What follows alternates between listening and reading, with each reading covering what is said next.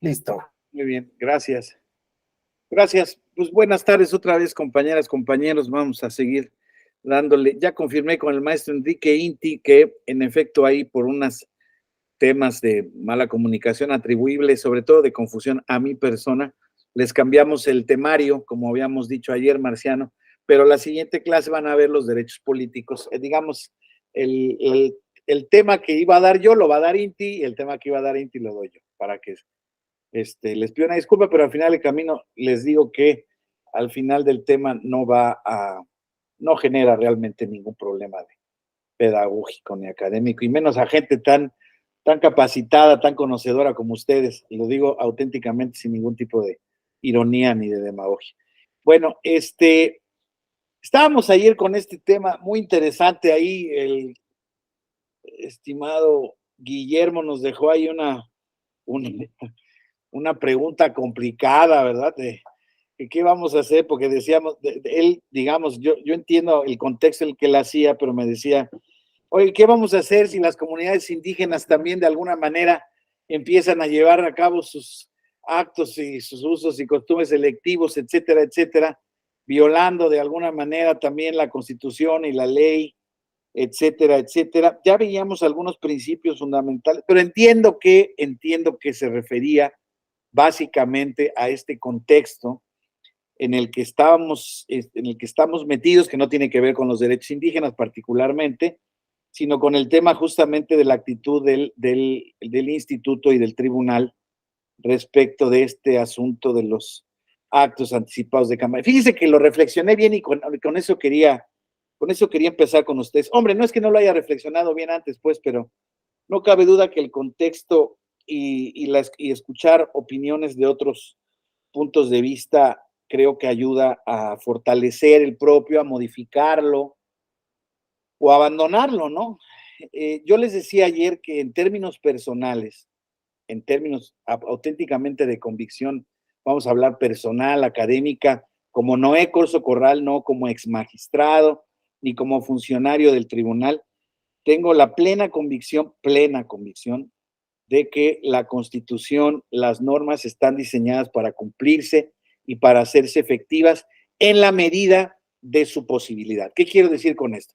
Sabemos que, por ejemplo, en el tema de derechos humanos existen derechos de cuarta, quinta, sexta generación, están hablando ya algunos académicos, en donde nos están señalando, por ejemplo, el tema del acceso universal a la red, al Internet, a los medios de comunicación. Y bueno, sabemos que desde luego, pues está muy bien que se planteen la protección como derecho, como finalidad del Estado, pero también es cierto que tenemos que entender que existen ciertos contextos de infraestructura, de económicos, etcétera, sociales incluso. Hay mucha gente que se rehúsa, por ejemplo, a incorporarse a estas nuevas tecnologías. Entonces, entendiendo bajo esos contextos, bueno, pues los derechos están para hacerse efectivos, ¿no?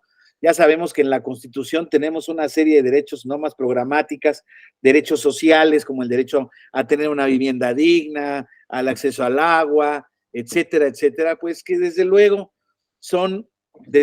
insisto, normas programáticas que son más bien deseos del Estado constitucional y democrático, social, constitucional y democrático de derecho, ¿no? Producto de estas teorías progresistas del derecho constitucional y de los derechos políticos, de generar, pues desde luego, las mejores condiciones de bienestar para las sociedades, ¿no? Y desde luego para nuestra sociedad mexicana. Sin embargo, bueno, pues sabemos mucho que muchos son deseos, insisto, y no existen los medios efectivos para su tutela efectiva. Sin embargo, en el caso particular de las reglas y principios electorales, no estamos en ese supuesto, creo que estamos en supuesto de normas, pues por un lado, organizativas o de desarrollo. Existen normas prohibitivas que inhiben ciertas conductas porque están diseñadas para velar por ciertos principios, principalmente principio de certeza, de independencia, de objetividad, de autenticidad de las elecciones, de equidad en la contienda, que es uno de los super principios. Y hoy tenía una discusión, pues no académica, pero sí con un compañero de la escuela y teníamos, a propósito de eso, me reuní con él y se unió otro compañero y estábamos platicando justamente de este debate que está generándose ahora sobre cuál es la percepción ante este tema del cual sigo plenamente convencido. Todavía nos faltan capítulos por ver. Yo creo que todavía no está dicho nada. Está por decirse y estamos ya en la antesala de que se determine. Y yo creo que la están pasando mal ahorita quienes tengan que resolver y tomar la determinación, porque justamente como decíamos ayer, yo creo que aquí se pinta, se va a tomar la pauta para decir, vámonos suaves o vámonos estrictos. Todavía no ha dicho nada el tribunal. No sé qué vaya a decir, no tengo idea. Desde mi punto de vista, yo lo que le trataba de plantearte a ti, Guillermo, respecto a la inquietud que tú tenías, era de que también el asunto de juzgar, de ponderar entre este tipo de eventualidades, es una situación muy compleja porque tú, por ejemplo, por decir algo, tu dureza te puede generar un conflicto real, ¿no? Por decir algo. Vamos a decir, a partir de mañana el tribunal determina que los procesos que se están llevando a cabo por los partidos, concédanme el supuesto, son ilícitos porque están violando las normas. No hay posibilidad de hacerlo. Y yo les decía desde ayer, hay que pensar ahora sí que con quién estamos lidiando. Lo digo también, insisto, estamos hablando en total libertad de cátedra. Voy a decir lo que yo pienso personalmente, sin ningún tipo de vinculación.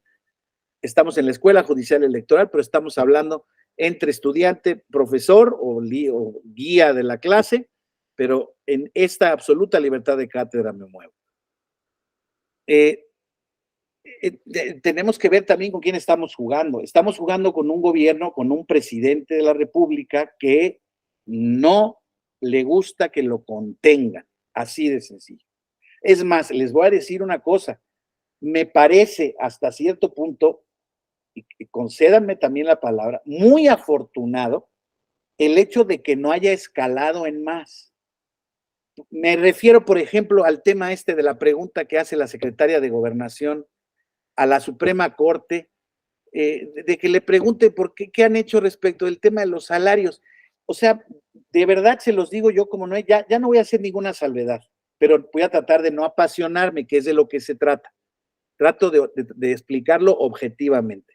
Es una ofensa a la Suprema Corte y a la sociedad en general que se trate de distraer la atención del pueblo, vamos a llamarle así, o de la ciudadanía en general, el pueblo al que ellos se refieren, pues con una petición auténticamente que políticamente la ha hecho el presidente desde las mañaneras, pero no puede pedirle a la secretaria de Gobernación que la vista o la revista de apariencia jurídica, porque entonces, ¿qué fue lo que contestó la Corte? Pues, hija, te voy a contestar porque quiero colaborar institucionalmente contigo, no quiero ser maleducada, pero de antemano te explico que la administración pública, la ley orgánica de la administración pública federal en la que tú fundamentas, pues no me vincula a mí, yo no te tengo que contestar, o sea, yo te podría echar al bote de la basura esta consulta, pero te voy a contestar. Y entonces le contesta con lo que resuelven en la acción de inconstitucionalidad. Por eso hoy la reacción inmediata de que van a presentar una reforma para que los ministros ganen menos.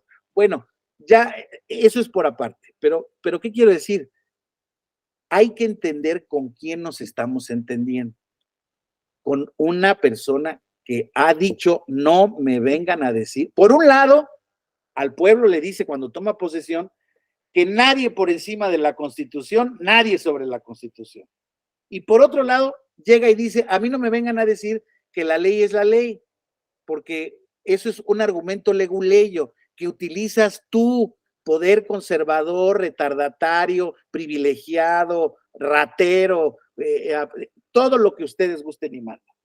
Entonces yo decía, Guillermo, ante tu consulta de ayer, que lo digo también auténticamente, a mí sí me temblarían las corvas de emitir una determinación que se van a pasar por el arco del triunfo y que no va a haber manera de controlar porque eso nos metería en un conflicto terrible. Desde un punto de vista ideal, no tengo duda de que esa sería la solución. Esto es inválido, esto es eufemismo, se aguantan porque no hay fiscalización posible, porque estamos en una zona, alguien decía de mis compañeros, es que es una zona gris. No, perdón, es una zona negra. Esto es un proceso de selección interna de candidatos. Llámenle como le llamen, háganle como le hagan. Esa es mi posición. No hay manera de verlo en otro sentido. En consecuencia, no puedo permitir ningún acto en ese sentido. Y si lo hacen, les advierto. A la tercera, les cancelo el registro cuando me lo pidan. Esa puede ser una posición fuerte.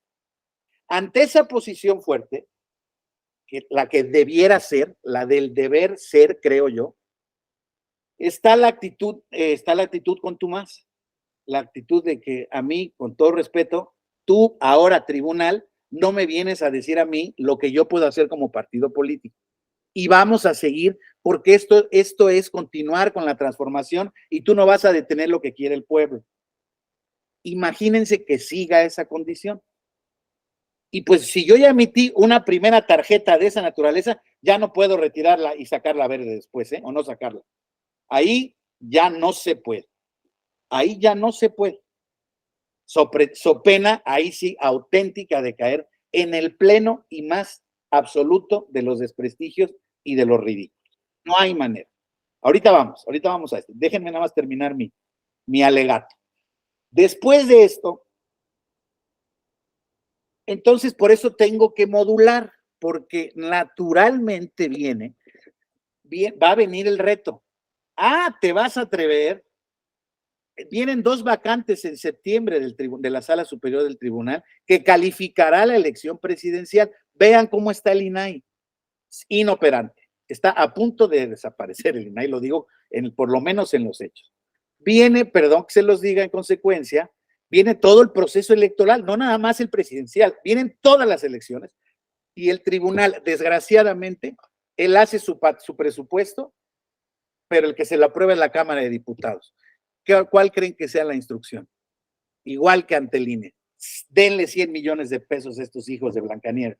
Y en consecuencia, díganme ustedes, o sea, no está fácil. O sea, agarrarse los pantalones no está fácil. Pero insisto, no está fácil porque me falten, sino porque si me los pongo fuertes, puedo, como decía ayer Álvaro Raúl en su comentario, van a ser más los damnificados. Pueden ser muchos los damnificados. Y el damnificado directo va a ser no el presupuesto del tribunal, no el presupuesto del INE, el proceso electoral en general. Y entonces sí, todas las teorías de la conspiración que traíamos, que si el señor se quería perpetuar, que si el señor quería, entonces van tomando una conformación natural. Por eso les digo que me parece afortunado que mal que bien, a regañadientes, más mal que bien, diga, ok, bueno, pues estoy cumpliendo algunas cosas, otras no las cumple. Les han hecho 1000 suspensiones en el Tren Maya y lo siguen haciendo, violando suspensión tras suspensión, violando suspensión tras suspensión. Bueno, y entonces a eso nos enfrentamos, Guillermo, a lo que te decía, yo estoy de acuerdo contigo porque yo coincido con el criterio. Enerva y desgraciadamente enoja que estén haciendo esto con las reglas que ellos hicieron. Esto es producto de la reforma que ellos pidieron. Ahora, lo hemos planteado también. ¿Esas normas están bien o están mal? Creo que son sobrereguladoras, respondieron a una circunstancia y a una coyuntura específica que quería la oposición y el gobierno la tuvo que ceder. Se dio mal porque la ley del 134, la reglamentaria, nunca llegó. Entonces no hay sanciones, ni hay conductas reales. Todo han sido, en efecto, tipos generales del tribunal. Vamos a ver ahorita el tema que aquí no me acuerdo a Víctor Hugo. Ayer cuando arranqué, me decía, oiga, espérese, no empecemos a hablar de los indígenas, estoy hablando de fraude a la ley, no sea canijo, pero espérenme, voy a ir a mi punto. No estoy hablando directamente de que eso se hacía, al contrario, los que no hacen fraude a la ley son los indígenas, sino los que no lo son. Entonces, pero me regreso otra vez a este contexto. Entonces, el panorama no está fácil, Guillermo, no está fácil, y te digo, pronto lo vamos a ver, pero lo entendería, no es mi deseable, entendería como política judicial o como una decisión, ahí sí, políticamente adoptada, que jurídicamente se tomara un punto más o menos como el que tomó el INE en un primer momento. El problema es que se salen rápidamente el redil que les pones. No llames al voto, no presentes programas, no hagas gasto de dinero, no reúnas a gente, pues entonces no tiene sentido. Dicen, eso es estrictamente una especulación, que hacia adentro de Morena los pleitos están sabrosos por el tema del gasto. ¿Por qué? Porque unos traen más que otros, simple y sencillamente. Entonces, porque unos han subido sus gastos y otros no. Y porque unos no tan solo utilizan gastos, sino utilizan recursos, aviones del gobierno. Comprobado parece ser, ¿eh? Entonces, vuelvo al asunto. La cosa es que se pone en un juego de suma cero. No hay manera de ganar nada. Todo se pierde, todos pierden. Entonces, yo lo digo de verdad, ellos que creen que ganan, no, porque también si las circunstancias se ponen en esos términos tan tirantes, yo estoy seguro que la parte que no ha despertado, no se ha manifestado, va a decir que no está de acuerdo. O por lo menos se va a poner muy bueno el debate y muy buena digamos, la competencia. O sea, digamos, porque se viole la ley, porque están en nombre del líder, en nombre de la transformación, y otros que dicen, no, espérate, ya hasta aquí, ¿no? Hasta aquí no se va a llegar. Ese es mi punto de vista. Entonces, no está fácil, no creo que esté fácil, de verdad, en serio, no lo imagino ahorita, pero puede haber una sentencia que diga, a ver, vamos viendo, vamos confirmando lo que dijo el INE, pero lo desarrollo un poco más. Mira, auténticamente, nada más no digas esto, nada más no juntes estas personas. No sé cómo decírselos porque auténticamente me cuesta trabajo. Y miren que yo ya he sido asesor. Si alguien me dijera, hoy en día, sea asesor de un partido político, sería un muy mal asesor porque me cuesta trabajo construir para violar reglas. Se los digo con mi palabra. No porque sea yo el jurista, no, pero me he acostumbrado a vivir en un tribunal y mal que bien 30 años de forman. Y si antes yo tenía alguna proclividad a violar las reglas, hoy en día no la tengo. Hoy en día me cuesta trabajo. Hoy en día trato de ver cómo poder solucionar temas como el tema de la autoadscripción calificada, en donde Víctor Hugo, he llegado a la conclusión de ayer para hoy, no lo había analizado, que es inconvencional. Es inconvencional. Pero bueno, vamos a verlo ahorita y ustedes me dicen si están de acuerdo conmigo. Pero bueno, por lo pronto, ahorita vamos a ver para cerrar este tema. Les pido nada más que seamos un poco concretos y quien quiera participar, nos arrancamos porque de ahí nos desahogamos todos y también sacamos un tema que está en el aire y que creo que vale la pena que todos nos informemos y veamos diversos puntos de vista. Guillermo, paz. El micrófono, por favor. Gracias, doctor, muy amable. Sí, trataré de ser breve. Sí, doctor, el tema realmente no es que o yo a título personal, o quienes estamos alrededor de esta materia, tengamos que ser muy decir que las autoridades en materia electoral no están haciendo, o no quieren entrarle más que no están haciendo, no quieren entrar a una problemática. A mí me preocupa, insistiendo mucho en lo comentaba ayer con mi compañero, decíamos, me preocupa que ahora los que nos volvemos expertos en materia electoral, tal cual usted lo ha comentado después de 30 años, cuando nosotros nos piden una asesoría legal, cuando le vamos a entrar a un tema legal, dicen que las cosas las vemos desde donde nos encontramos, ya sea dentro del rodeo o afuera del rodeo. Y entonces, sí es cierto, a lo mejor si usted me lo permite, a lo mejor como muchos compañeros que estamos participando en este diplomado, en algún momento a mí me tocó ser asesor de consejeros electorales y también me tocó asesorar a partidos políticos o algún candidato, algún precandidato, a un candidato independiente. Pero sí es cierto, cuando nosotros vamos caminando, tratamos hoy en día de que las leyes y las reglas se vayan cumpliendo y tratamos de que estos huecos que van dejando las leyes, pues se vayan perfeccionando. Yo no creo en la palabra perfección completa, porque pues, si no, no tendríamos un sistema legal en materia penal, civil, mercantil, en las diversas materias.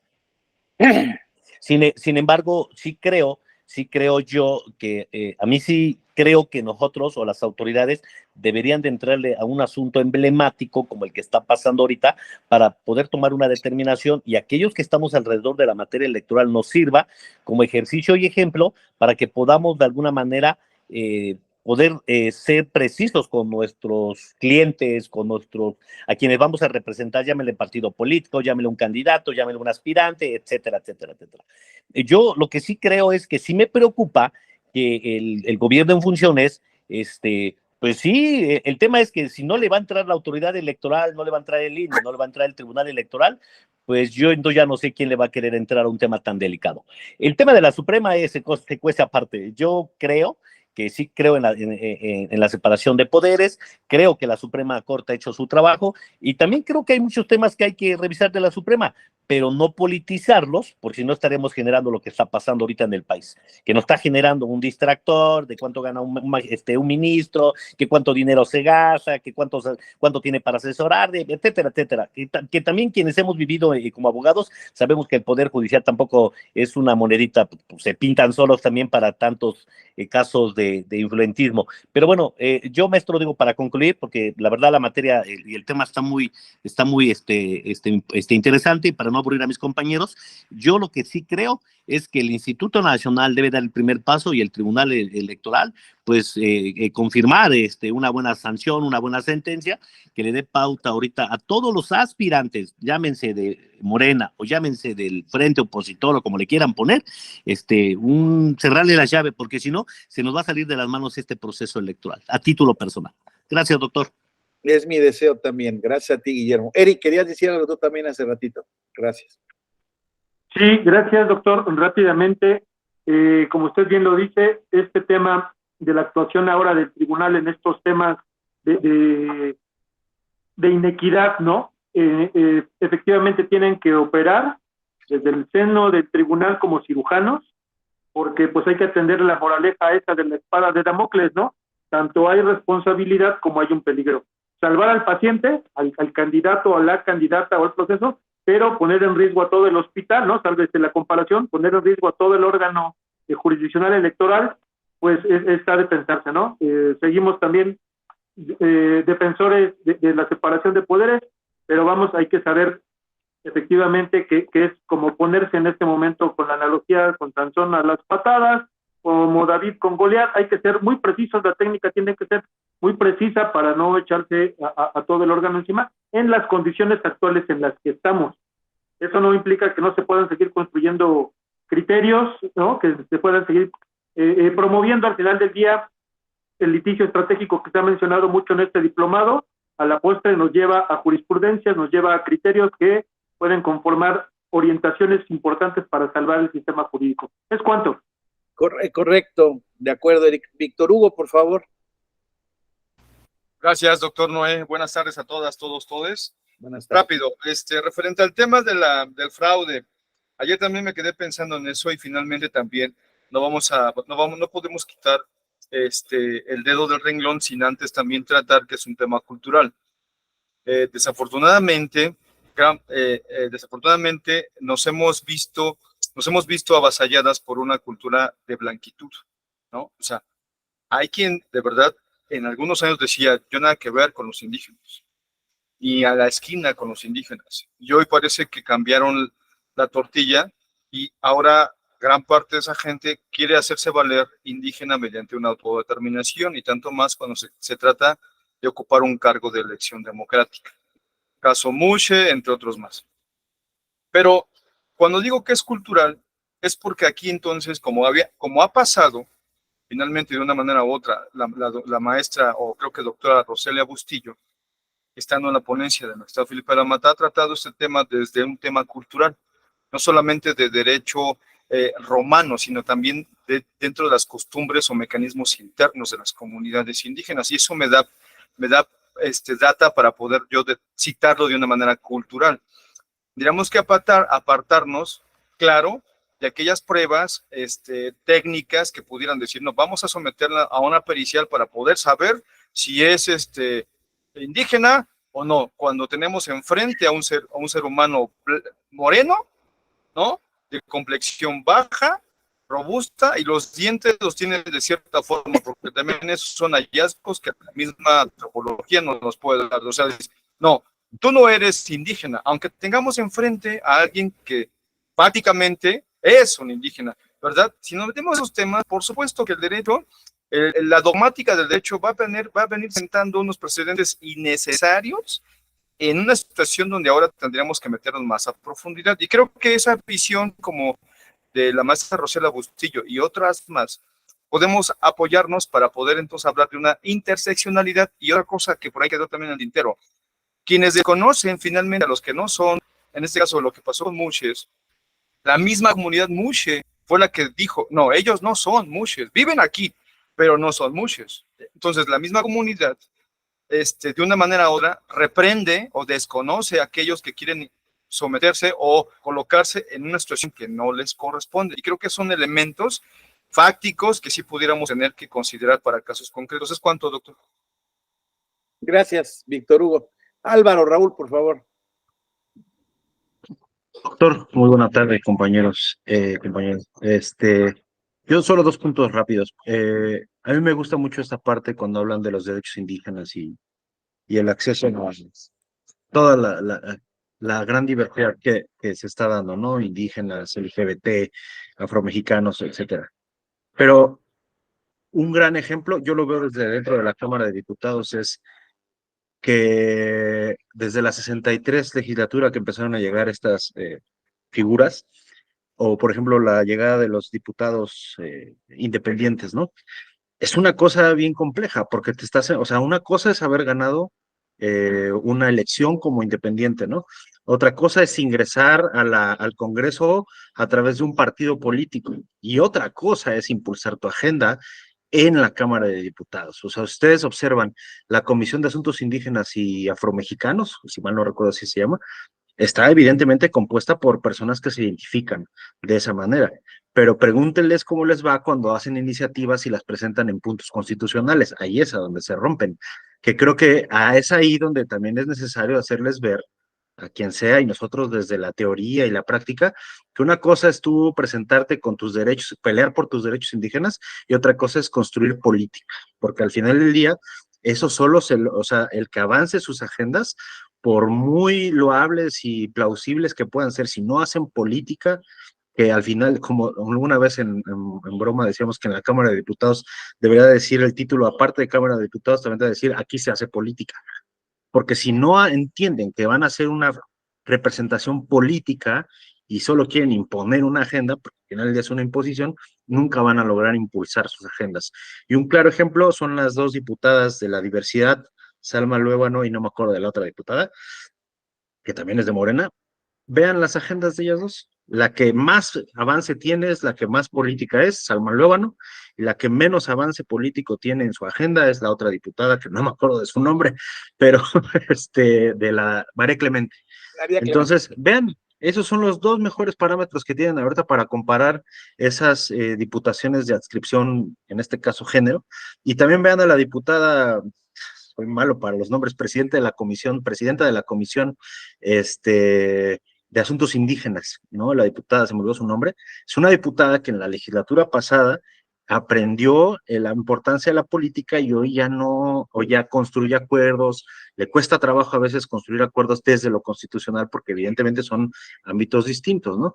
Eso es por un lado. Y por el otro, lo que decía, yo estoy totalmente de acuerdo con usted, yo creo que el tribunal está, o sea, o sea, no solo son los magistrados, son sus ponencias, es la propia escuela, ¿no? O sea, saben cuándo tirar y a qué tirarle, ¿no? Porque evidentemente, pues ya le pasó a los institutos electorales en los estados, ¿no? Al que no se cuadró, pues lo cuadraron presupuestalmente, y tampoco hay que buscarle tres pies al gato, porque el poder reformador lo siguen teniendo Morena, y todos ellos, y no lo quieran, pero acuérdense que una mayoría calificada se puede construir haciendo política. Y si le vamos a ponerle el cascarón al gato, vamos a ver si el tribunal se quiere atrever. Por mucho que sea justa su lucha, por más justa, va a tocar intereses políticos. Y nada más una, que es, por ejemplo, donde me llama mucho la atención la diputada con licencia Jade Cole, ¿no? Su JDC es el 229-2023. donde ella dice, ¿no? ¿Sabes qué? Hago el persaltum y el tribunal le dice, no, primero que resuelva el partido.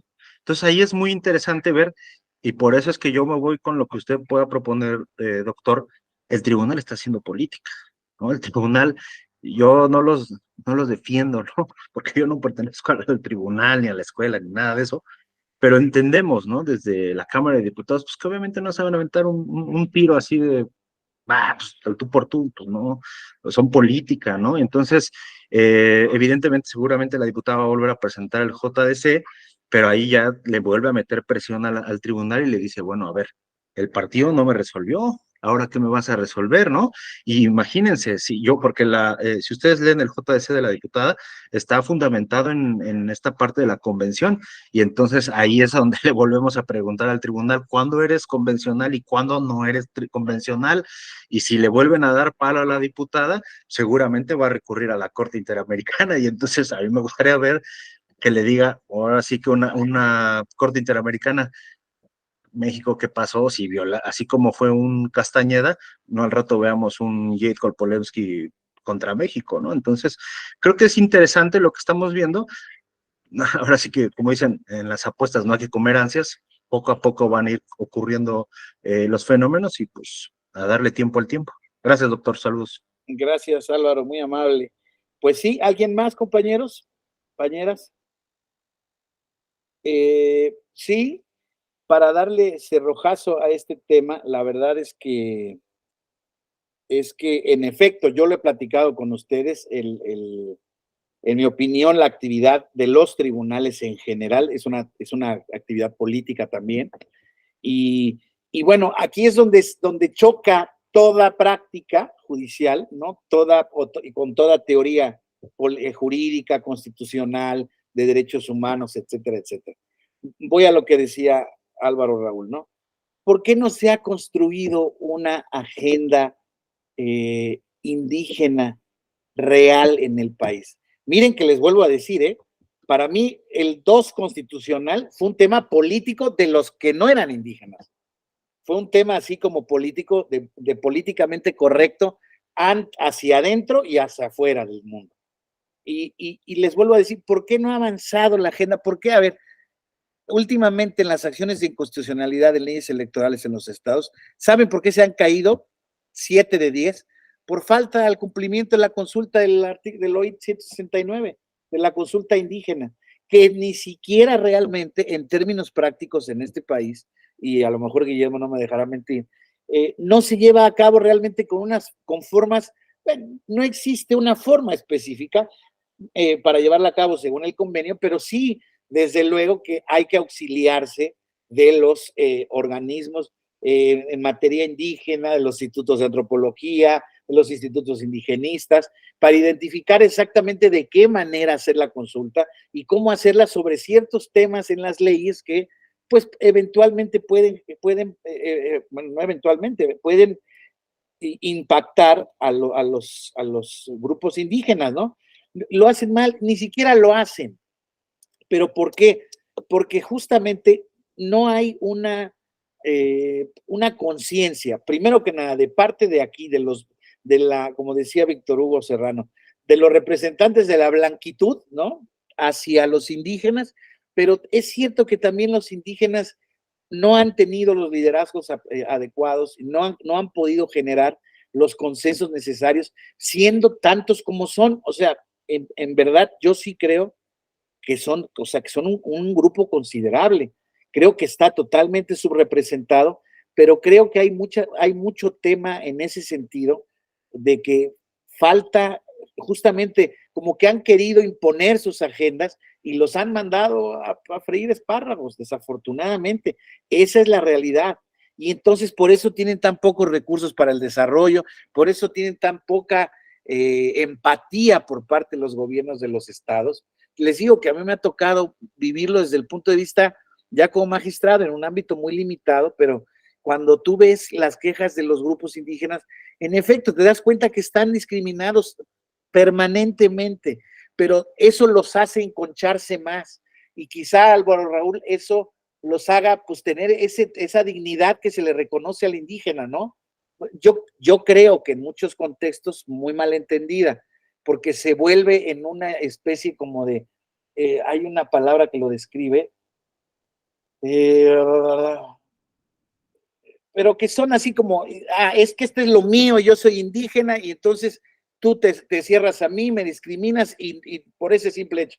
Pero cuando puede haber vías de comunicación y de inserción y de negociación, porque al final del camino, como bien decíamos y como bien reconocía el propio Víctor Hugo hace ratito, cuando hablamos también de reconocimiento de este tipo de derechos, naturalmente vamos a impactar intereses. Les vuelvo a decir, los conflictos hacia adentro de las comunidades indígenas impactan intereses, ya sea de ellos propios o de grupos ajenos, que no quisiera hoy en día especular, de grupos ajenos. Porque, insisto, al final del camino, pues también viven en una realidad pluricultural ellos, ¿no?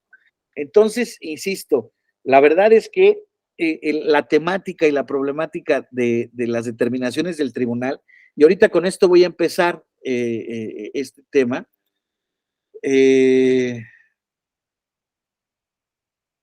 permítanme. Aquí está. Vean lo que dice esta jurisprudencia de la autoadscripción calificada. Comunidades indígenas. Esta es la tesis 4/2019 de la Sala Superior del Tribunal Electoral. Fíjense, comunidades indígenas, los partidos políticos deben presentar elementos que demuestren el vínculo de la persona que pretenden postular con la comunidad a la que pertenece, perdón, en cumplimiento a una acción afirmativa.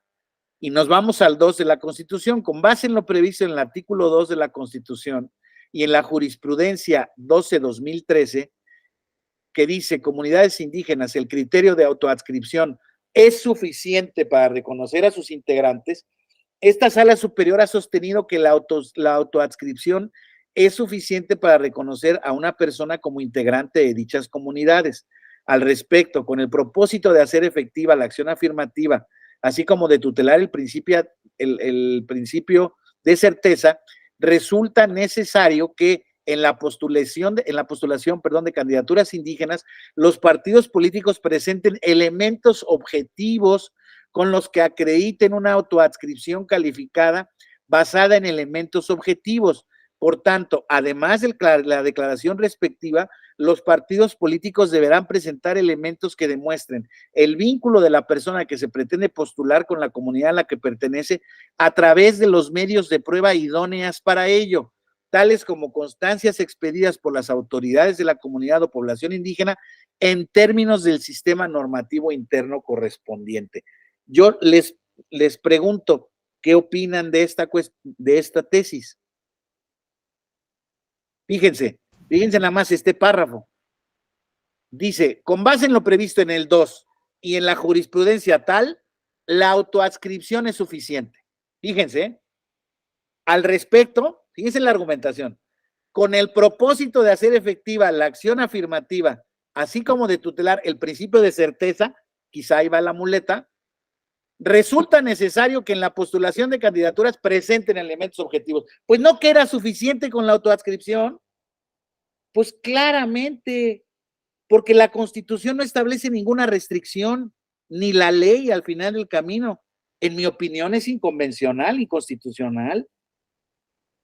Esa es mi opinión. Ahora, insisto, ayer ese era mi problema, Víctor Hugo. Ayer yo empezaba con esto, porque partí de mi experiencia como asesor y como litigante de clientes privados que tenían que ver con varios tenían que ver con este tipo de cosas, y les decía yo, oye, pues a ver, pero ¿tú eres de la comunidad o no? Sí, yo soy de la comunidad. Yo les aseguro, de verdad, a muchos ni la cara les vi.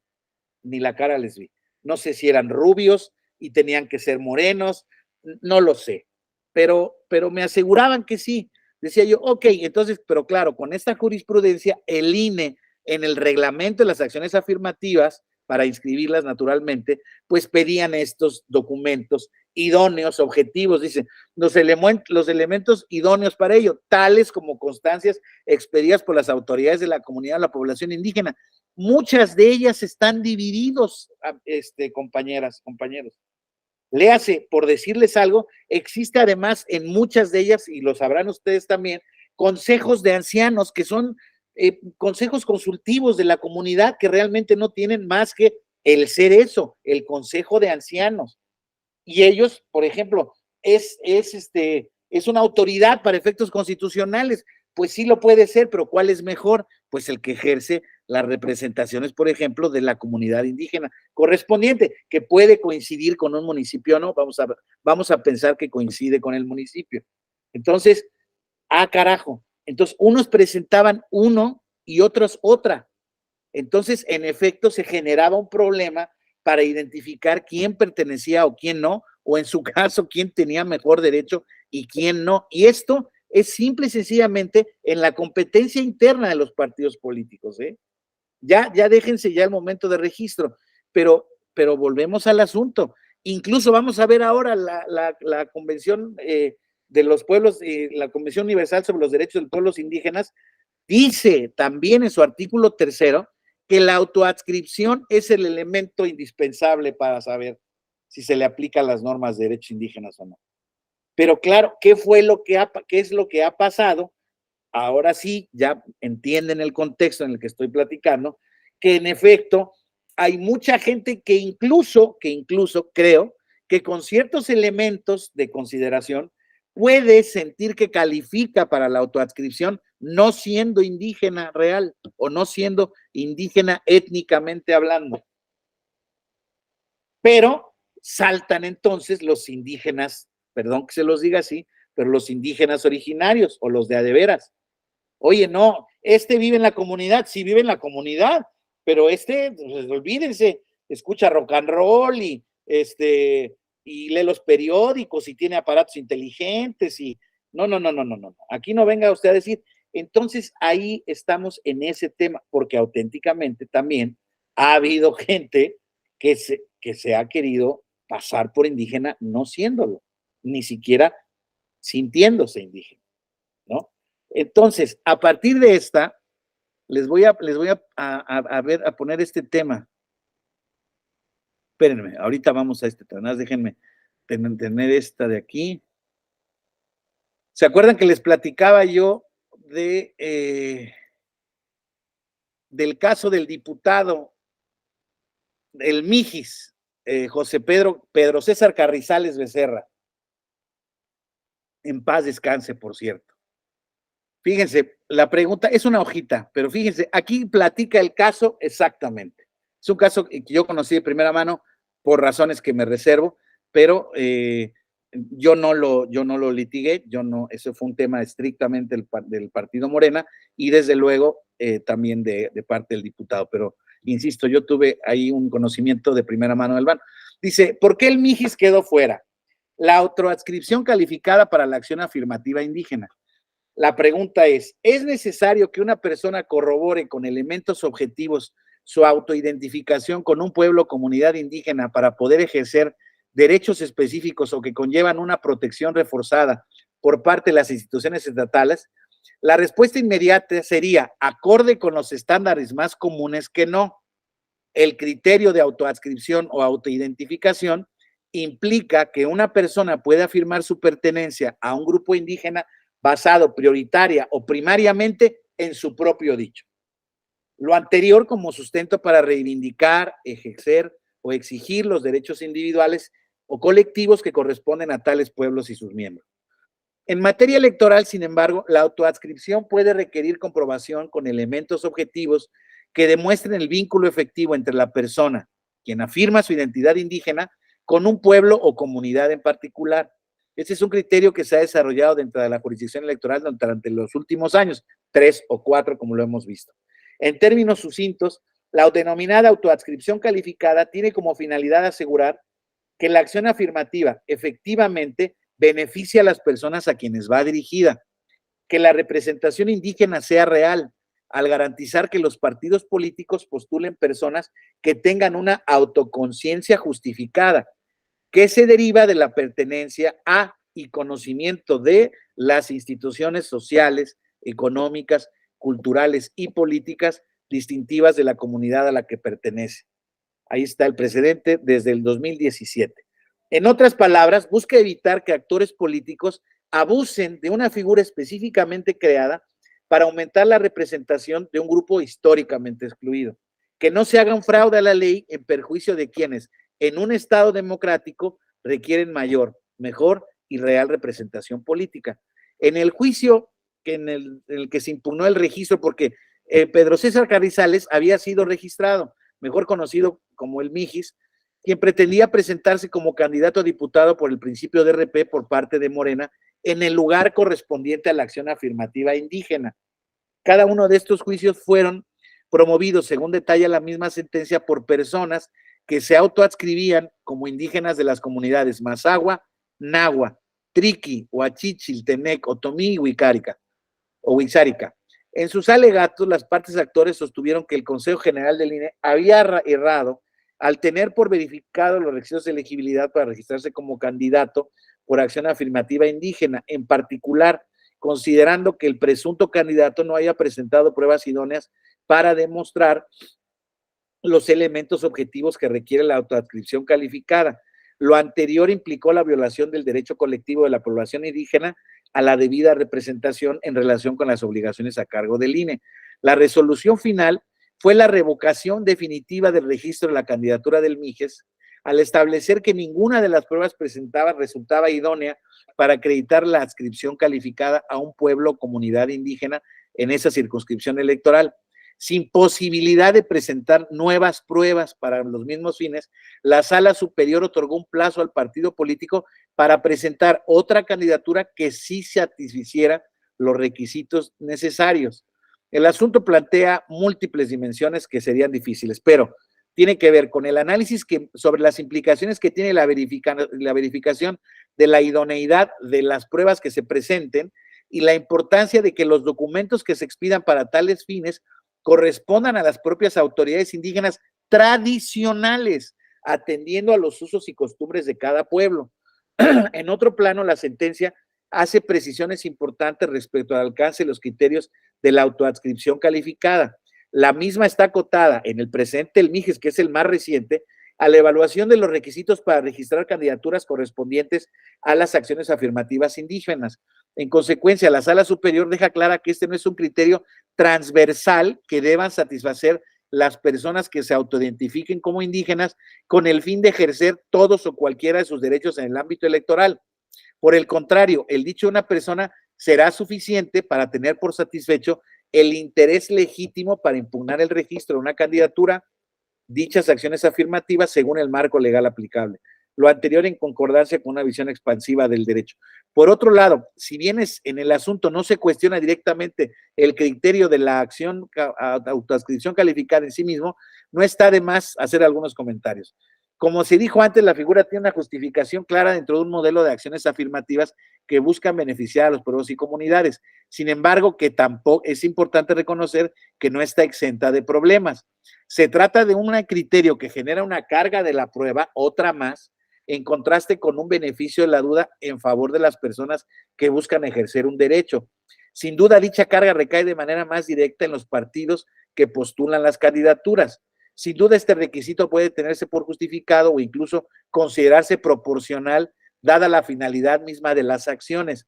Sin embargo, no deja de ser una carga que al menos conlleva el riesgo de dificultar, inhibir o directamente excluir también la participación de algunas personas.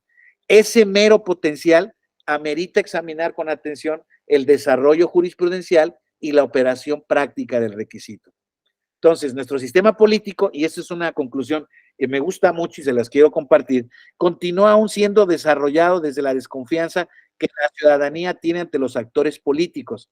En este contexto, el de la desconfianza, los derechos se ven necesariamente afectados, aun cuando podamos justificar sus restricciones en términos constitucionales o incluso convencionales.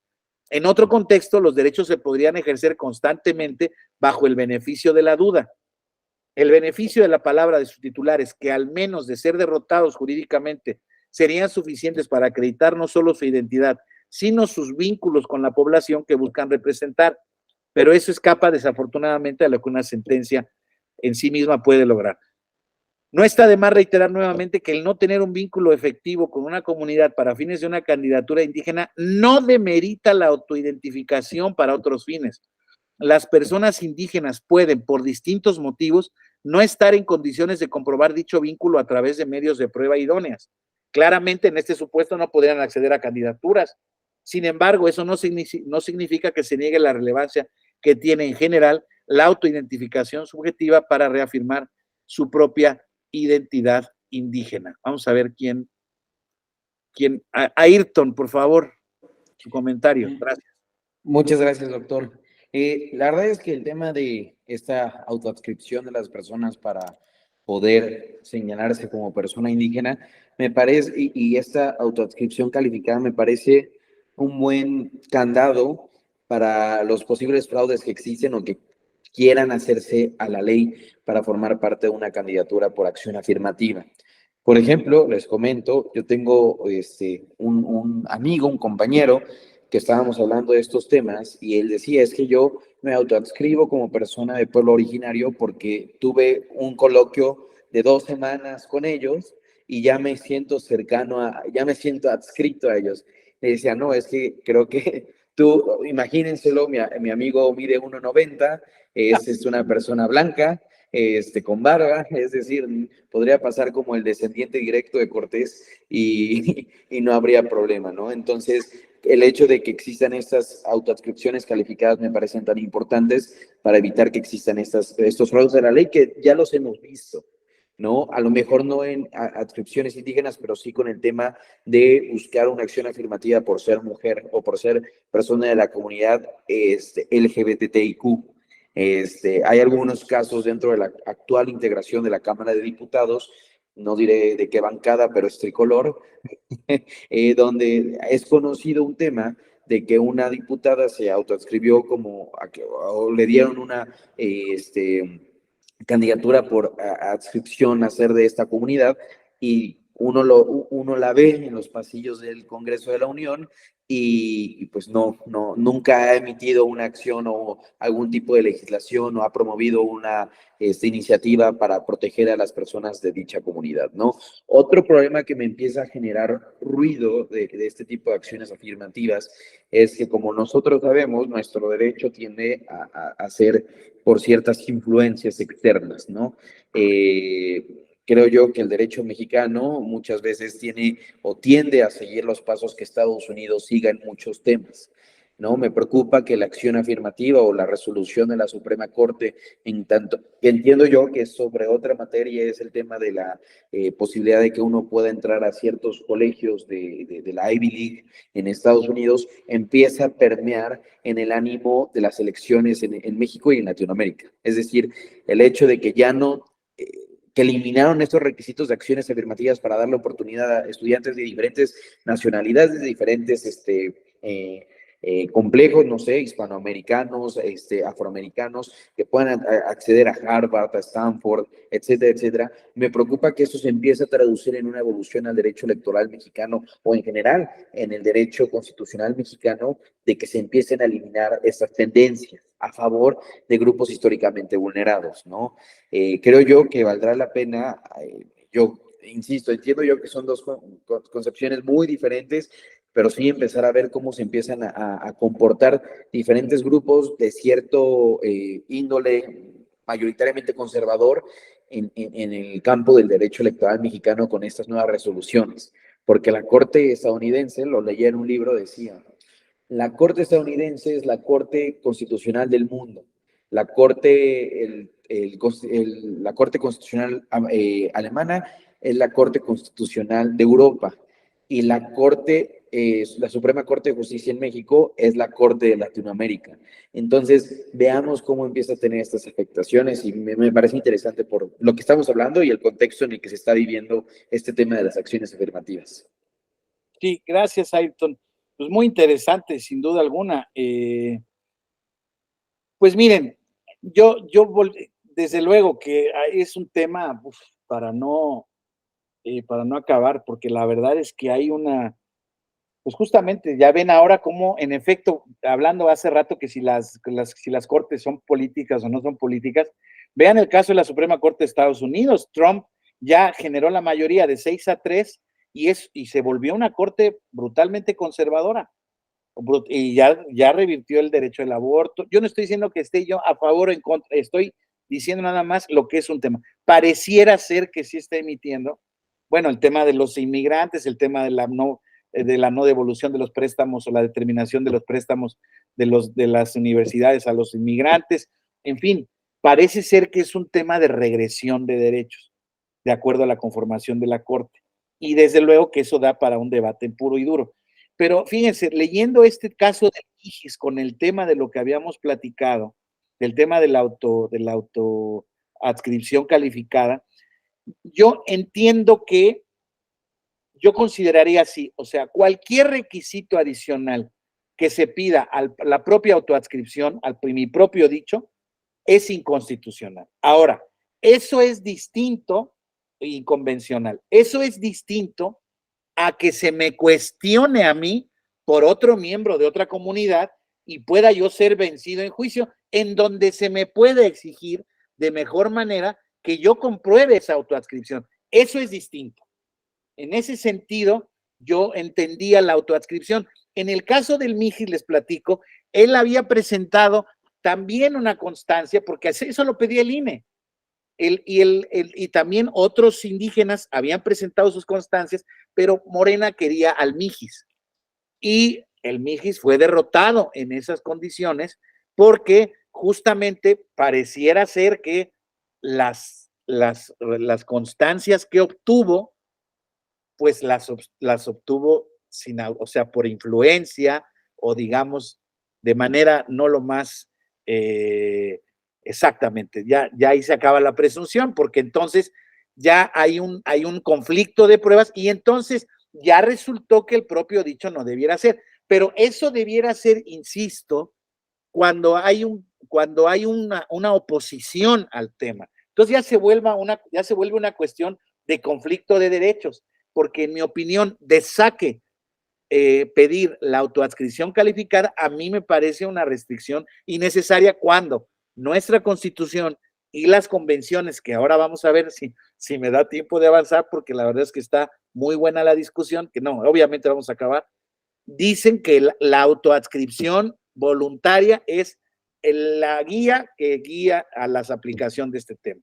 Entonces, por eso es la circunstancia en donde yo pensé que tenía, al ver los casos, y como decía Ayrton, al ver y yo haber padecido y haberlo visto mucho tiempo, que se abusaba de ese derecho en perjuicio de los auténticos indígenas, o sea, se hacía un fraude a la ley, a mí me parecía que tenía razonabilidad, pero realmente en un examen de buena fe y de convencionalidad, a mí me parece que no pasaría el Pero bueno, en cualquier caso, desde luego es mi opinión y vamos a ver si alguien cuestiona la convencionalidad y a ver qué dice la sala superior, porque ese sí es un tema ahí que no va a pasar por la Corte, porque no es un requisito que se haya exigido legalmente, eso sí ha sido por jurisprudencia del tribunal y en ámbito administrativo. Pero a ver, Víctor Hugo, por favor, mientras, y ahorita veo los comentarios. Gracias. Bueno, únicamente en relación al último uso de la voz de mi compañero que me antecedió, tiene Sí. toda la razón, tiene la razón, además de que, como lo dije ya en la caja de textos, por supuesto que la autodeterminación no terminaría nada más con eso, tendría que haber con una serie de desdoblamiento de actos más que pudieran sumar a la reducción de la brecha que se entiende pueda tener ese grupo, ¿no? Hablamos de comunidad LGBTIQ+, hablamos de afros y de afromexicanos o afromexicanos e indígenas. Por supuesto que si es esta autodeterminación al final del día, al final de su mandato, al final de su cargo, no le dio contenido a esto que finalmente se supone que se postuló y ganó para tal o cual caso, por supuesto que la controversia sería reprocharle que pues entonces podríamos tener ahí un elemento que tendríamos que estar trabajando para poder hacerlo saber de que la autodeterminación debe tener finalmente un fin. No solo sería llegar al poder, a un cargo, sino cumplir con un desdoblamiento, claro, prerrogativas que otras o otros de su mismo grupo no tienen, ¿verdad? Eso sería un fin. En el contexto, claro que el derecho se lo tendrá que reprochar mediante una serie de argumentos de facto, después de que históricamente pudiéramos tener ya datos duros de estas gentes que están ahorita en el cargo, y seguramente en un año más vamos a poder decir si hicieron algo o no hicieron nada. Un ejemplo de esto, si los voy a llevar a la Corte Suprema de Estados Unidos, versa, creo que todavía no se resuelve, versa en que un grupo de personas blancas, les voy a llamar así, personas blancas, controvierten que no pueden tener matrícula en las escuelas porque gran parte de la matrícula ya la ocupan los grupos indígenas.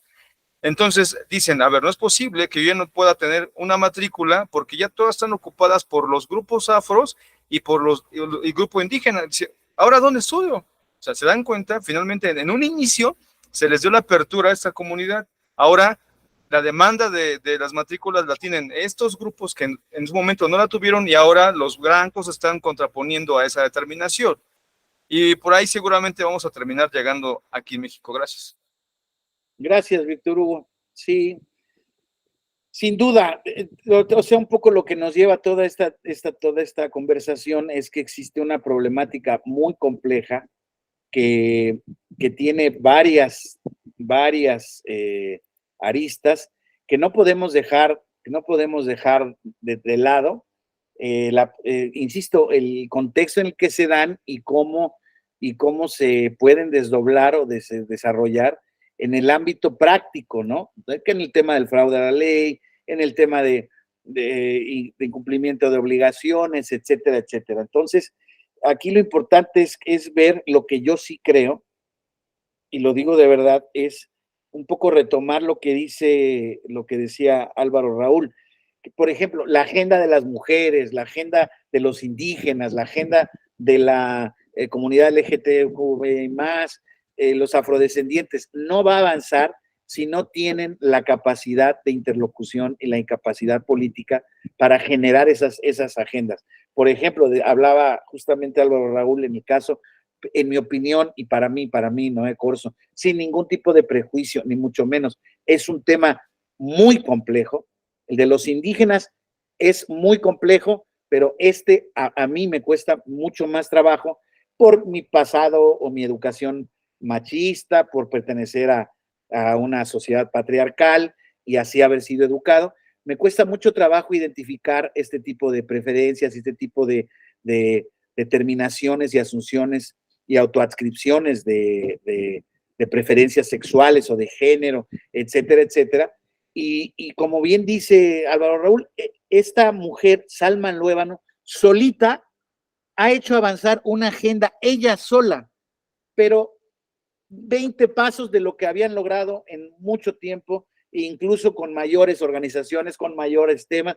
Esta mujer sabe hacer política, bueno, creo que es trans, es diputrans, incluso así se dice ella, es la diputrans, Salma Luébano, ha generado este tema. Me tocó ir a una presentación justamente en el auditorio principal de la Cámara de Diputados, sí, diputades se dice, pero en ese día de la presentación ella se presentó como diputrans y dijo, generó ahí, llenó el auditorio en la presentación de un libro sobre temas, sentencias relevantes en el caso de esta comunidad, y el famoso de las cuotas arcoíris, etcétera, etcétera, y tenía un apoyo muy importante. De hecho, hubo diplomáticos de Taiwán, si no mal recuerdo, y de Perú, una capacidad de convocatoria muy importante, y ahí con ella estaba, bueno, sí es ella, sí, o ella, perdón, con ella estaba el magistrade Osiel Baena, que también es un representante y el primero que logra el pasaporte no binario, etcétera, etcétera. Ellos dos están generando un avance en ese tipo de derechos, no solos, evidentemente, claro que hay gente con ellos, ¿no? Pero vamos, ellos siendo las cabezas visibles han sabido articular en gran medida, en poco tiempo, esa agenda aquí. A muchos conservadores y a muchos ignorantes como a mí, a veces no voy en la misma línea que ellos, pero hay muchas personas mucho más sensibles y más inteligentes y han adoptado muchos temas, y yo en ese sentido sí me declaro un auténtico respetuoso absoluto de la comunidad y de las preferencias y de la lucha por sus derechos y del reconocimiento por los mismos. No sé cómo hacerlos efectivos, no soy un buen vehículo para hacerlo, pero, insisto, todo lo que es la representación y el reconocimiento de auténticos grupos históricamente menospreciados, discriminados o vulnerados, las luchas son lo más legítimo. Y les voy a decir cuál es, en mi opinión, el campeón sin corona de todos ellos, el grupo de la gente de la calle. Todas aquellas gentes que no tienen nacionalidad, bueno, son mexicanos, aquí nacieron, pero no tienen papeles, no tienen actas, no tienen vivienda, no tienen patrimonio, no tienen identidad, no saben dónde nacieron, no saben dónde están. ¿Saben cuántos ahora en la escuela se hizo un trabajo, una compañera hizo un trabajo al respecto? ¿Saben cuántos gentes hay identificados por el INEGI más o menos? 7 millones también de gentes de la calle. 7 millones del grupo vulnerable. Que el INE, ni el tribunal, ni la Cámara de Diputados, ni el presidente de la República, ni nadie sabe qué hacer con ellos. Porque para empezar son un grupo indeterminado, amorfo, no identificado. Imagínense, son, perdón que se los diga, los que vemos, bueno, muchos de ellos, los que vemos en las esquinas, los que vemos vendiendo en no sé dónde, muchos no, muchos son mendigos profesionales, y ahí no lo digo tampoco con ninguna ironía ni con ningún tipo de discriminación, sino que son reales, ¿no? He visto a gente que se baja de camiones vestido de una manera y al ratito se aparece como pordiosero. Eso lo he visto muchas veces, pero la mayoría de la gente que veo en las esquinas de las calles son gente auténtica, son gente que no tiene que vivir, no pertenece a nada, y esos temas sí son un auténtico reto para el Estado, ¿no?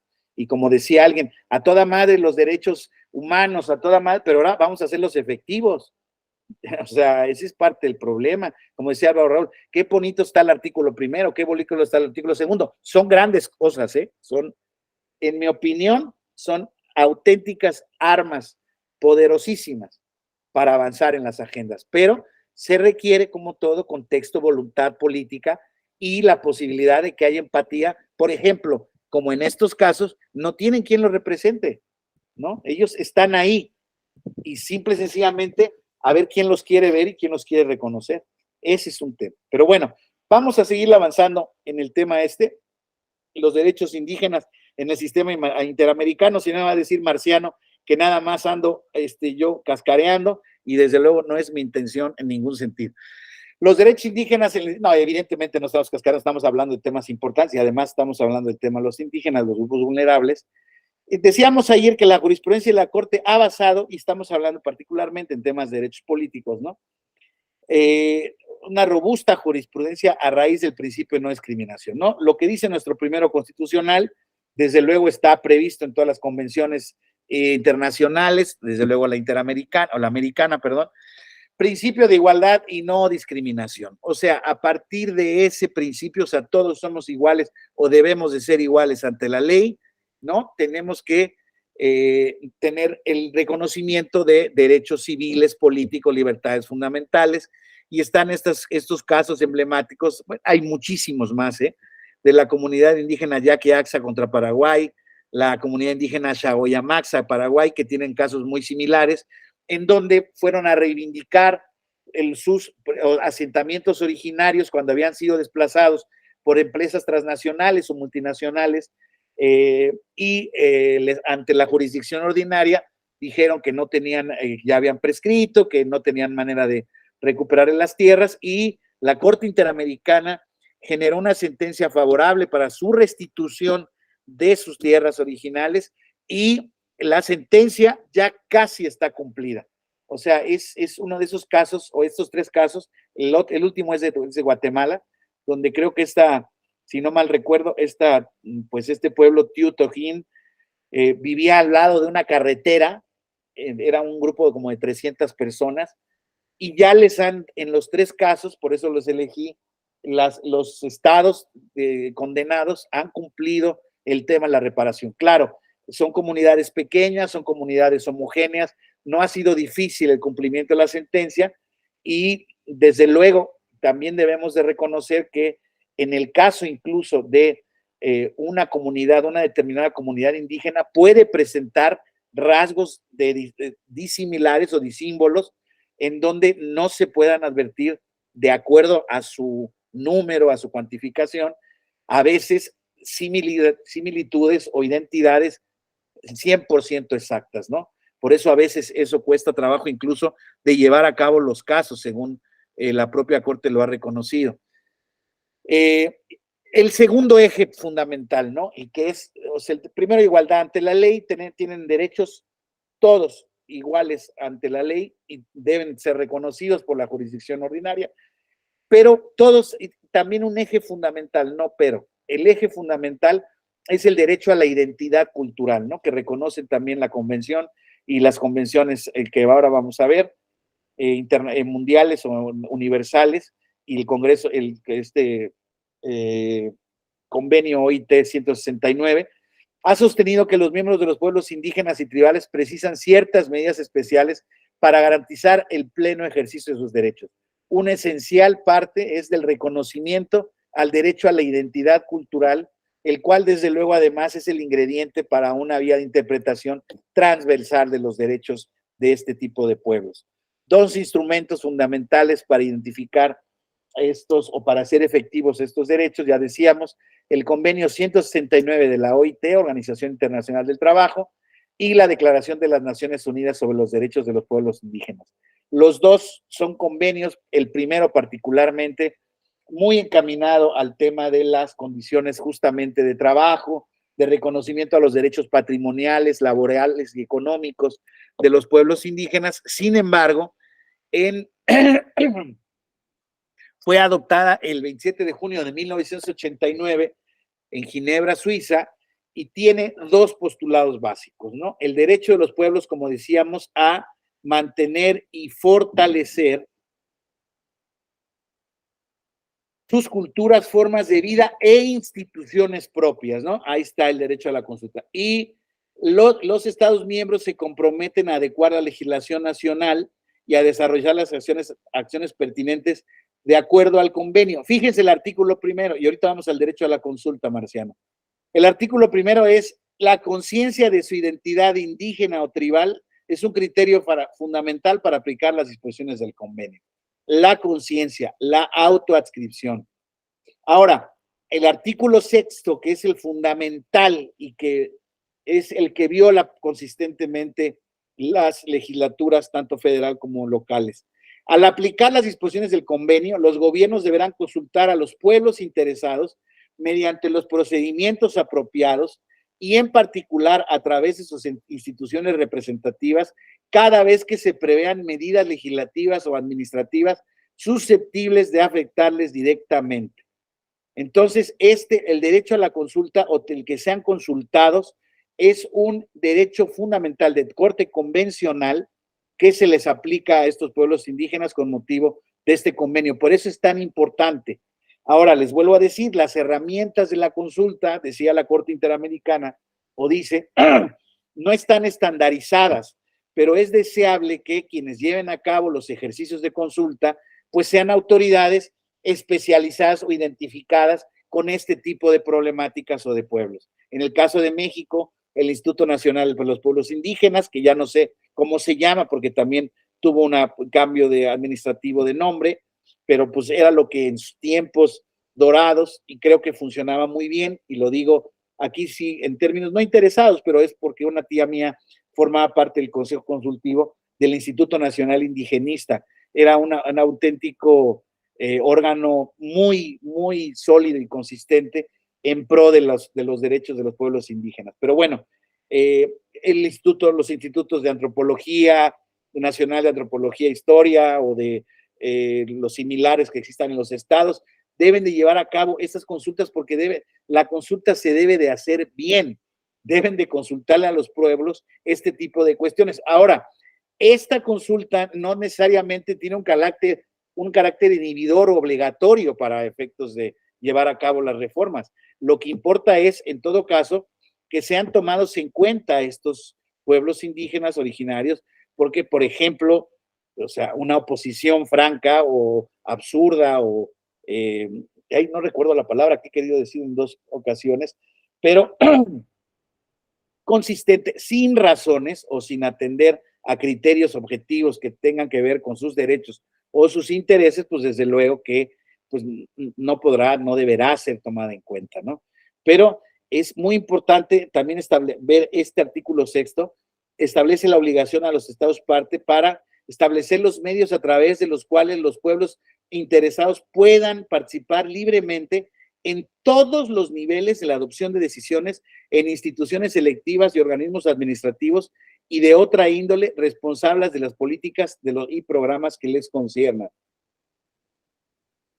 Entonces, vemos este instrumento del convenio de la OIT 169 como una arma también muy convencional, muy poderosa. El artículo 8º dice, los pueblos originarios deberán tener el derecho de conservar sus costumbres, y aquí también la salvedad que guarda la Constitución, y que es muy importante que reconozcamos que las convenciones de derechos humanos también siempre establecen estas salvedades, siempre que éstas no sean incompatibles con los derechos fundamentales definidos por el sistema jurídico nacional ni con los derechos internacionalmente reconocidos, ¿no? Eso es, desde luego, creo que un principio básico. Y como soporte y en complemento a este convenio de OIT 169, está la Declaración de las Naciones Unidas sobre los Derechos de los Pueblos Indígenas del 13 de septiembre de 2007.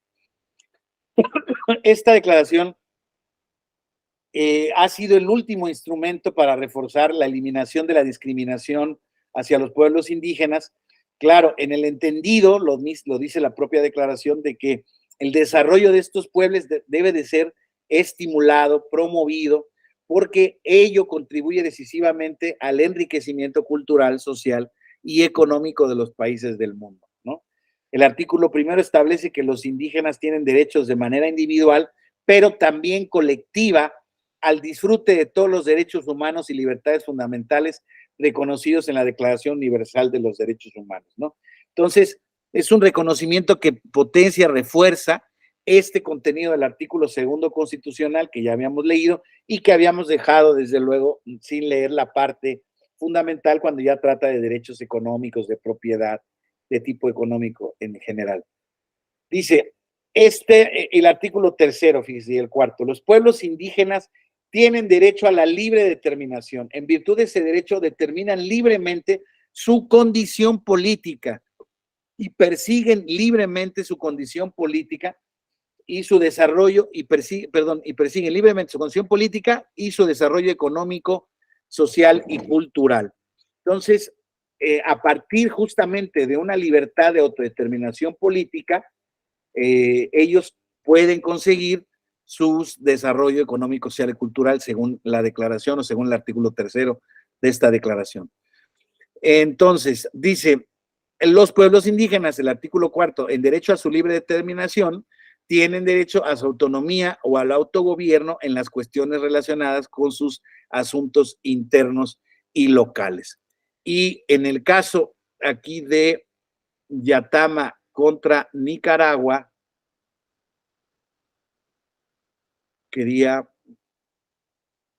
déjenme ver aquí, quería más o menos pasarle las argumentaciones. Aquí está. Déjenme. No sé.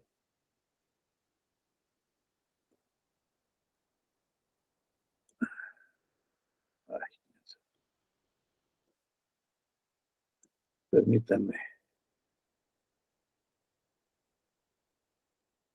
Aquí está una especie de resumen, ¿no?, de este caso. Aquí los hechos son muy sencillos, se derivan de la ley electoral número 331 en el caso de Nicaragua. Esta nueva ley no contempló la figura de las acciones de suscripción popular. Es una figura que existe en Nicaragua para que participaran en las elecciones. Solo se preveía la participación en los procesos electorales a través de la figura jurídica de los partidos políticos. El 8 de marzo de 2000, miembros de la organización indígena Yapti Tasba Masraca Nani Asla Tacanca, que sería su acrónico Yatama, intentaron obtener la autorización para ser reconocidos como partido político regional. No obstante, a pesar de los diversos recursos presentados, la solicitud fue denegada. Ello generó que el grupo Yatama no participara en las elecciones de ese año. Y a partir de eso se generó este tema en donde condenaron al Estado de Nicaragua, pero ¿a qué creen? Justamente a otorgarles un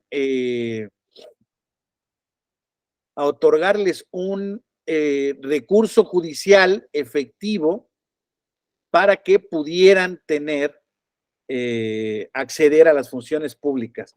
Porque fíjense, en esta argumentación, dice, la previsión y aplicación de requisitos del 206 para ejercitar los derechos políticos no constituyen per se una restricción indebida a los derechos políticos. Esos derechos no son absolutos y pueden estar sujetos a limitaciones.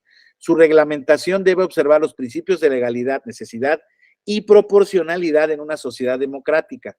La observancia del principio de legalidad exige que el Estado defina de manera precisa, mediante una ley, los requisitos para que los ciudadanos puedan participar en la contienda electoral y que estipule claramente el procedimiento electoral que antecede a las elecciones. De acuerdo con el artículo 23.2 de la Convención, se puede reglamentar el ejercicio de los derechos y oportunidades a las que se refiere el inciso 1 de dicho artículo exclusivamente por las razones establecidas en ese inciso. La restricción debe estar prevista en una ley, no ser discriminatoria, basarse en criterios razonables, atender a un propósito útil y oportuno que la torne necesaria para satisfacer el interés público y imperativo y ser proporcional a ese objetivo. O sea, cumplir con los requisitos del test de proporcionalidad, de restricción que en materia constitucional sabemos que existe y está adoptado por la Convención, por el Derecho Interamericano y por la Suprema Corte de Justicia. Cuando hay varias opciones para alcanzar este fin, debe escogerse la que restrinja menos el derecho protegido y guarde mayor proporcionalidad con el propósito que se persigue. Aquí, fíjense, los estados, dice el 207, aquí vamos al nudo gordiano, pueden establecer estándares mínimos para regular la participación política siempre y cuando sean razonables de acuerdo a los principios de la democracia representativa. Dichos estándares deben garantizar, entre otras, elecciones periódicas, libres, justas y basadas en el sufragio universal, libre, secreto y como expresión de la voluntad de los electores que refleje la soberanía del pueblo. Tomando en cuenta que, según lo dispuesto en el artículo 6 de la Carta Democrática Interamericana, promover y fomentar diversas formas de participación favorece la democracia. Dice, por otra parte, la ley electoral número 331 de 2000 solo permite la participación en los procesos electorales a través de partidos políticos. Esta forma de organización no es propia de las comunidades indígenas de la costa atlántica. Se ha probado que Yatama, la comunidad que promovió, logró obtener personalidad jurídica para participar como partido político en las elecciones municipales de noviembre de 2000, cumpliendo con los requisitos correspondientes. Sin embargo, los testigos tales enfatizaron que el requisito de transformarse en partido político desconoció las costumbres, organización y cultura de los candidatos propuestos por Yatama, quienes son miembros de comunidades indígenas y étnicas de la costa atlántica. Aquí viene el punto al que quería llegar, 215. No existe disposición en la Convención Americana que permita sostener que los ciudadanos solo pueden ejercer el derecho a postularse como candidatos a un cargo electivo a través de un partido político. Acuérdate, Marciano, del caso Castañeda. No se desconoce la importancia que revisten los partidos políticos como formas de asociación esenciales para el desarrollo y fortalecimiento de la democracia, pero se reconoce que hay otras formas a través de las cuales se impulsan candidaturas para cargos de elección popular con miras a la realización de fines comunes, cuando ello es pertinente o incluso necesaria para asegurar la participación política de grupos específicos de la sociedad, tomando en cuenta sus tradiciones y ordenamientos especiales, cuya legitimidad e incluso se haya sujeta a la protección explícita del Estado. Vamos, la restricción de participar a través de un partido político impuso a los candidatos propuestos por Yatama una forma de organización ajena a sus usos, costumbres y tradiciones como requisito, para ejercer el derecho a la participación política en contravención de las normas internas, que obligan al Estado a respetar las formas de organización de las comunidades de la costa atlántica y afectó en forma negativa la participación electoral de dichos candidatos en las elecciones municipales de 2000. El Estado no ha justificado que dicha restricción atienda un propósito útil y oportuno que la torne necesaria para satisfacer un interés público imperativo. Por el contrario, dicha restricción implica un impedimento para el ejercicio pleno del derecho a ser elegido de los miembros de las comunidades indígenas y étnicas que integran Yatama. Entonces, en Nicaragua, ahí sí, con base en las consideraciones anteriores, en el caso Yatama, la Corte estima que la limitación analizada en párrafos precedentes constituye una restricción indebida al ejercicio de un derecho político que implica un límite innecesario al derecho a ser elegido, tomando en cuenta las circunstancias del presente caso, distinto a Castañeda, lo van a ver mañana, a las que no son necesariamente asimilables todas las hipótesis de agrupaciones para fines políticos que pudieran presentarse en otras sociedades nacionales o sectores de una misma sociedad nacional. Entonces, en este caso, en Yatama, no se toma en cuenta que la población indígena y étnica es minoritaria en las regiones del Atlántico Sur, ni que habría municipios en los que no se contaría con apoyo para presentar candidatos o no se tendría interés en buscar dicho apoyo. La Corte encuentra que Nicaragua no adoptó las medidas necesarias para garantizar el goce del derecho a ser elegidos de los candidatos propuestos por Yatama, quienes son miembros de comunidades indígenas y étnicas de la costa atlántica de Nicaragua, ya que se vieron afectados por la discriminación legal y de hecho impidió su participación en las elecciones de 2000. La Corte estima que el Estado debe adoptar todas las medidas necesarias para garantizar que los miembros de las comunidades indígenas y étnicas de la costa atlántica de Nicaragua puedan participar en condiciones de igualdad en la toma de decisiones sobre asuntos y políticas que incidan o puedan incidir en sus derechos y en el desarrollo de dichas comunidades, de forma tal que puedan integrarse a las instituciones y órganos estatales y participar de manera directa y proporcional a su población en la dirección de los asuntos públicos, así como hacerlo de sus propias instituciones y de acuerdo a sus valores, usos, tan.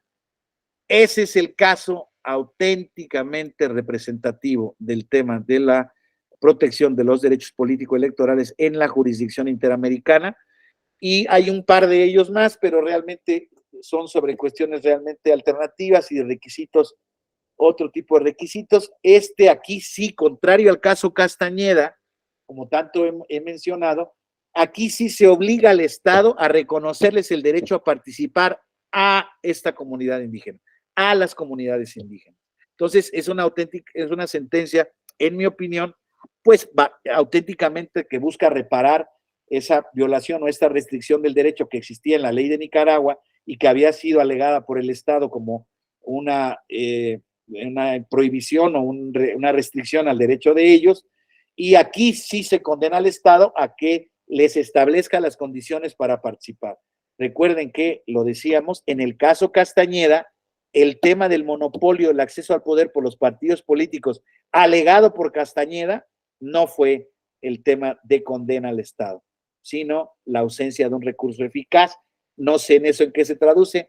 Mi opinión es que es un tanto contradictoria la argumentación de la Corte, pero bueno, al final del camino no declaró inconvencional el hecho de que los partidos políticos fueran la única forma de acceder de los ciudadanos al poder. Eso no fue decretado inconvencional, y a mí desde luego que me llama la atención que en el caso de Yatama sí fue una restricción que se consideró indebida y condenó al Estado de Nicaragua a establecer este tipo de cosas. Insisto, en mi opinión, aquí la consideración de grupo indígena fue el resultado de que el Estado resultara condenado y atento a la restricción que imponía que únicamente con el reconocimiento por los partidos políticos registrados ante él, únicamente se pudiera participar cualquier tipo de ciudadano, no tan solo de comunidades indígenas, pero aquí sí se estimó el carácter de los actores como de comunidad indígena para efectos de la procedencia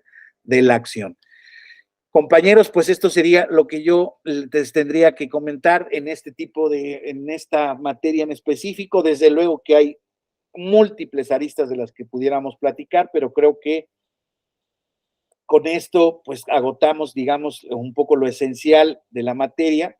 como ya lo hemos platicado y como lo hemos visto, trae a colación diversos temas muy actuales y muy importantes, no resueltos, de los derechos humanos, y que pues creo que es importante tomar en cuenta para seguir avanzando.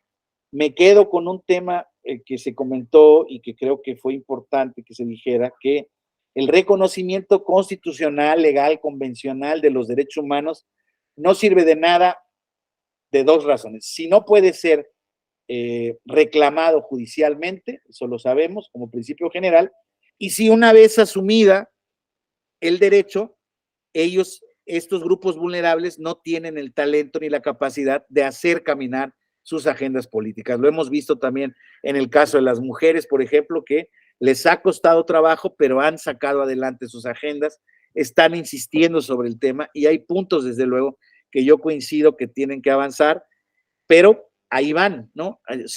Y digamos, quizá no sería difícil entenderlo en atención a que pues, son la mitad de la población del mundo, ya no digamos de nuestro país, si acaso un poco mayor.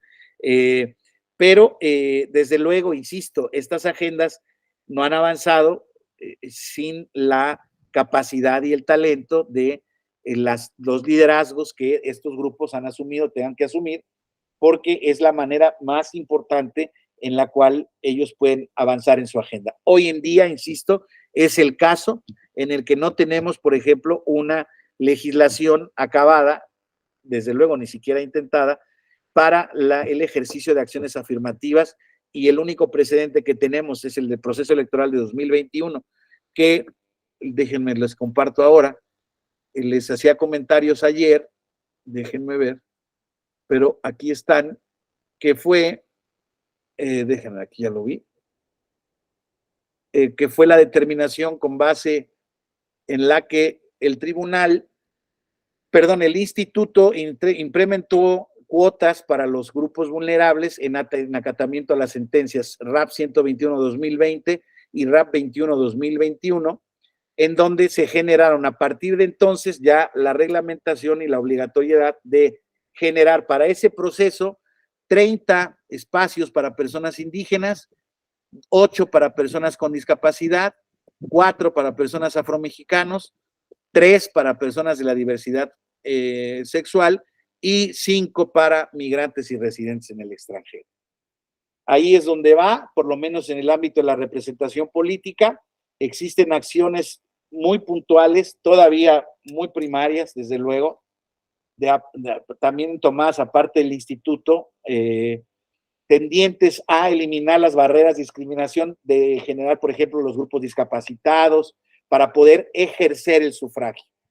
Y en términos generales, pues se toman diversos protocolos para evitar violencias y reconocimiento de derechos desde el punto de vista de la capacitación cívica, pero insisto, yo creo que hasta en tanto no se logre un auténtico reconocimiento de una representación, de un techo mínimo de representación de estos grupos, y desde luego ya vimos, son 5 de los 14 que están reconocidos, ¿no?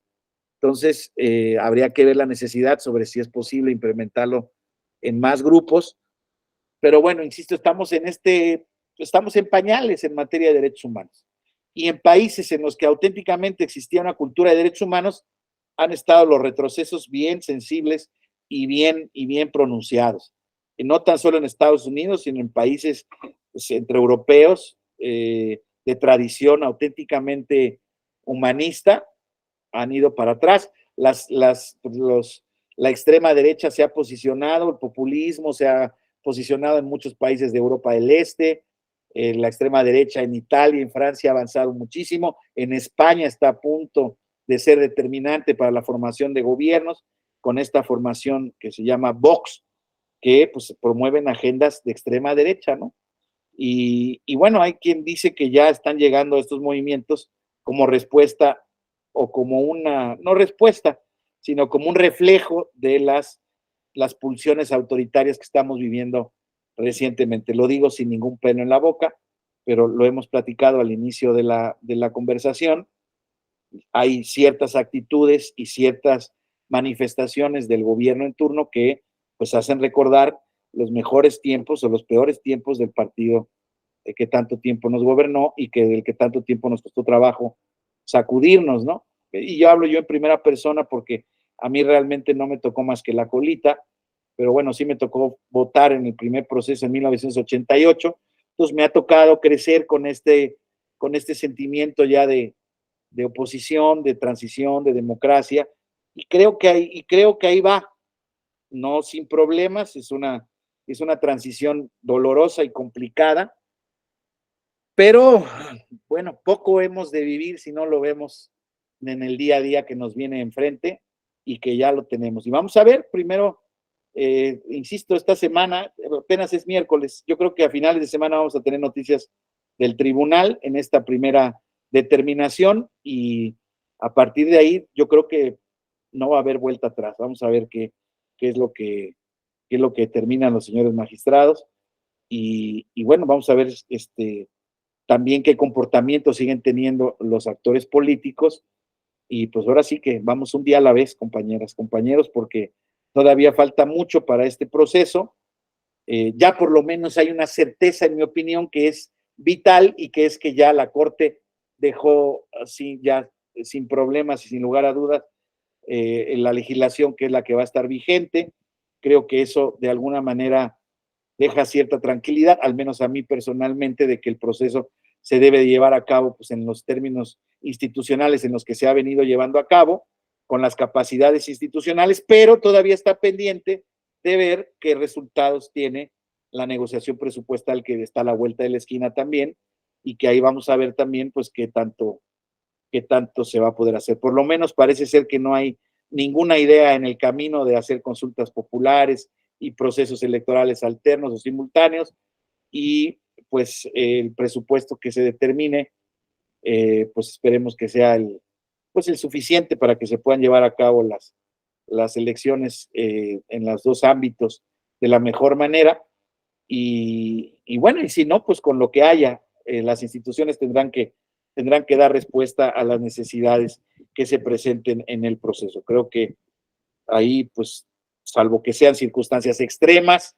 que no creo que tampoco lleguen, hay que estar pendientes a la renovación del tribunal, que ese va a ser un síntoma muy interesante y muy importante, porque si deciden que no va a haber nombramiento en el tribunal, entonces vamos a tener una circunstancia muy peculiar, porque se quedan 5 de 7 magistrados y para efectos del quórum de la calificación presidencial se requieren 6.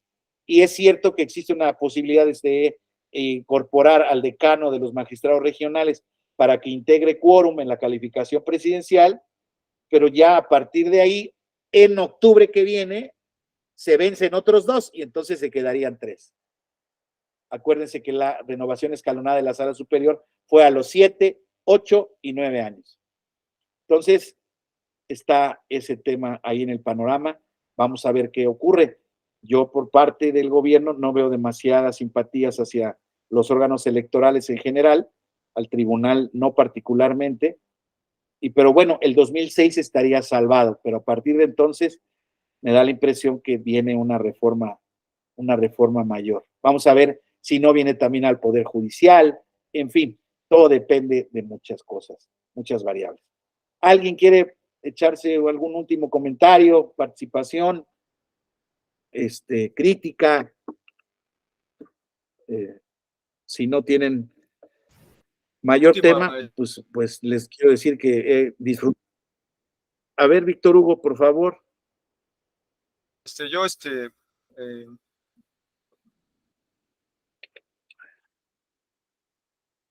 Muchas gracias. Solamente para agradecerle, de verdad, estas 2 clases que hemos tenido, estas 2 últimas clases que hemos tenido con usted, ha sido demasiado interesante, demasiado apasionante. Los compañeros también, su participación ha sido demasiado relevante. Es un gusto poder compartir con ustedes este momento, con usted, con ellas, con ellos. De verdad me doy cuenta de que no estoy solo, dicho de una manera así, a lo mejor muy, muy coloquial, no estoy solo, porque no soy el único que piensa diferente, ¿no? Somos muchos. Entonces, seguramente muchos de nosotras vamos a estar generando nuevos criterios con nuevos asuntos que estaríamos presentando, porque de una manera u otra es lo que estamos haciendo aquí, empoderándonos para poder llevar ese conocimiento a la praxis, una praxis real. Y pues era todo. Muchas gracias, doctor. Y seguimos en espera de sus presentaciones. Muy amable.